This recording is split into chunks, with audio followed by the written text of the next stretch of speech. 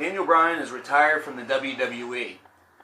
It's a result of multiple concussions over the years, over a long tenure as an independent wrestler, and then eventually because of the combination and the compounding of concussion and head-related injuries that was suffered while a member of the WWE. This is something that can be seen as a cautionary tale for many wrestlers, but at the same time should also be seen as a cautionary tale for those indie stars that are hoping to make it big in the WWE. It's also a cautionary tale for the WWE here in 2016. Look at all of the big stars that currently find themselves on injured reserve. It almost seems like a sick ward. Either that or the hospital has finally filled itself up to the brink, and now they're going to have to start taking care of people in booths at the local McDonald's. But Daniel Bryan was a lot more than just a wrestler. He was a lot more than just an entertainer. He was somebody who won his way into the hearts and into the minds, into the emotions of the WWE Universe, into the WWE faithful.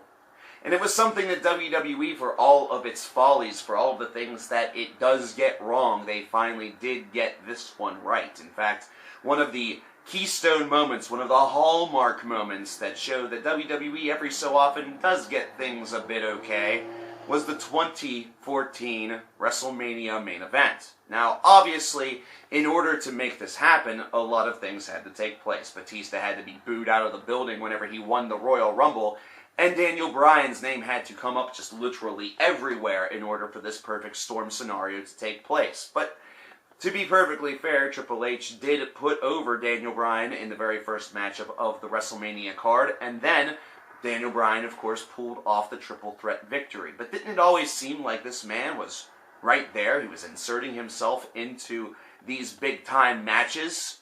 It always seemed like he was a part of all of these scenarios, and somehow, some way, this little runt, this little electric rat, this goat that just seemed to have all this energy, was the man that was going in and kicking the ass off of the WWE, mainstays. People such as Batista. People such as Randy Orton. They actually pulled off the whole ultimate underdog angle even better with Daniel Bryan than they ever did with Rey Mysterio. Rey Mysterio had the ultimate underdog idea for quite some time, but he always seemed to win. It always seemed like Rey Mysterio, the small dog in the big fight, was always the one that was coming out on top. The Chihuahua somehow was taking on a dinosaur and winning. Daniel Bryan, he at least lost. In fact, they got you very much invested in the emotions that Daniel Bryan was feeling with each subsequent defeat. Either that or victory that was taken from him. It was something that continuously pulled on your emotions and made you feel for this guy. And you knew that the day that he won the big one, and it actually stuck, the pop was going to be explosive. It was going to be the most massive applause that was out there. And that's exactly what we saw during WrestleMania whenever he defeated Randy Orton and Batista and became the WWE Champion.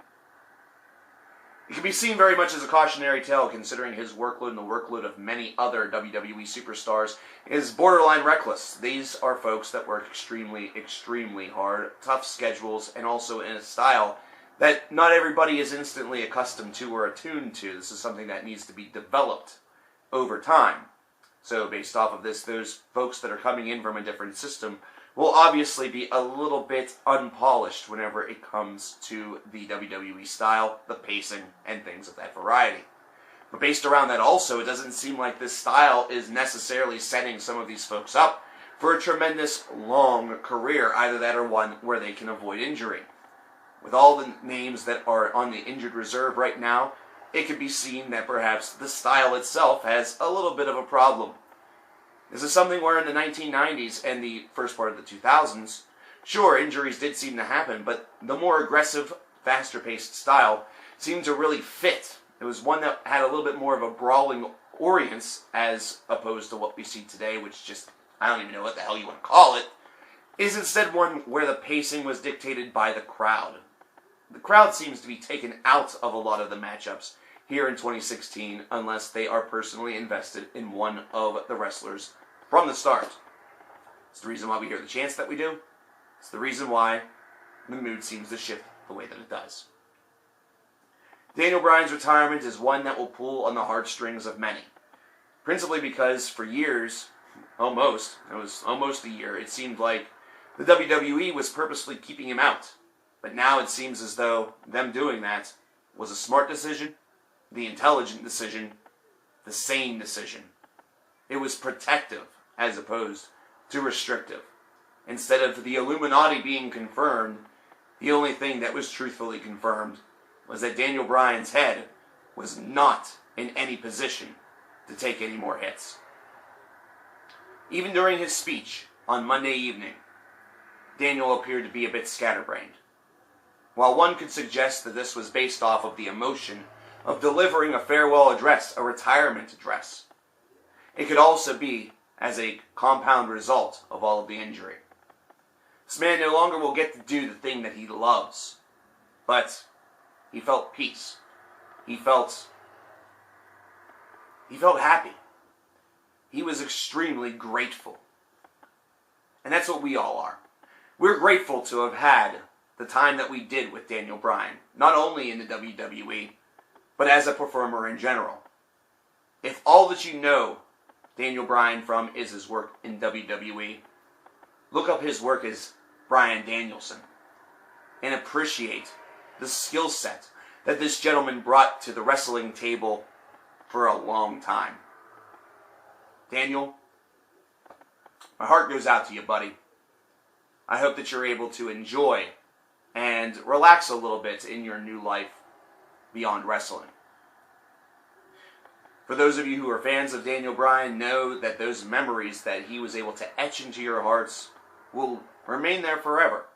Similar to those of us who lived through the Attitude Era and saw Stone Cold Steve Austin whoop that ass over and over again, only to have it all seem to end as soon as it began. Hopefully, Daniel, you won't exactly stray far, and we'll see you again someday.